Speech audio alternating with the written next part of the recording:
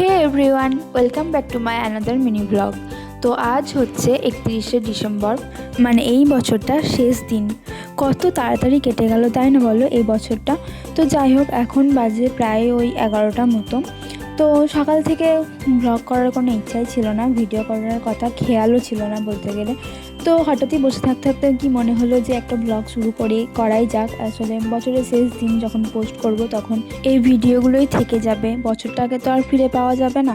তো যাই হোক, তারপর দেখো মা ডিউটিতে চলে গেছিলো আর আমাকে বলে গেছিলো কেটে রাখার জন্য তরকারি করার, মানে দুপুরে মুড়ি খাবার তরকারি হবে আর কি। তার জন্য আমি আগেই কেটে রাখলাম, নাহলে আমার একদম খেয়ালই থাকে না কাটতে, ভুলে যাই।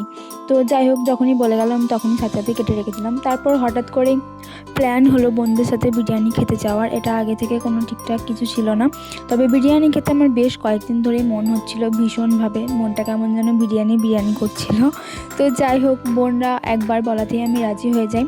তো এটা হচ্ছে মহামায়া রেস্টুরেন্ট, নতুন হয়েছে, যারা নতুন থাকো তারা অবশ্যই জানবে। তো যাই হোক, আমি এর আগে কোনো দিন যাইনি, আমি প্রথমবার গেলাম এই রেস্টুরেন্টটায় বোনদের কথা শুনেই। তো আমরা গিয়ে অর্ডার করেছিলাম হচ্ছে 3 প্লেট বিরিয়ানি আমাদের 3 জনের জন্য, আর বোনের আর একটা বান্ধবী ও বিরিয়ানি খাবে না, তো ও করেছিল এগ চাউমিন। তো চাউমিনটা প্রথমে দিয়েছিল, দেওয়া মাত্রই ওদের কাড়াকাড়ি তোমরা দেখতেই পেলে। তারপরে এই যে দেখছো মৌরি, এটা আমি যে রেস্টুরেন্টেই যাই না কেন বাড়ি আসার সময় আমাকে নিয়ে আসতেই হবে, এটা আমার হ্যাবিট।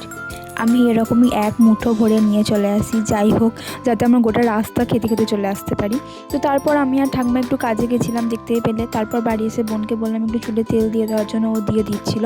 এরপর দেখো, আমি তখন কেটে রেখেছিলাম সবজিগুলো, তো এটা আমি এখন কড়াইয়ে চাপিয়ে দিলাম, করে নিলাম, আমার হয়েও গেছে। তো আজকের মতো টাটা। ভিডিওটা কেমন লাগলো কমেন্টে জানাও।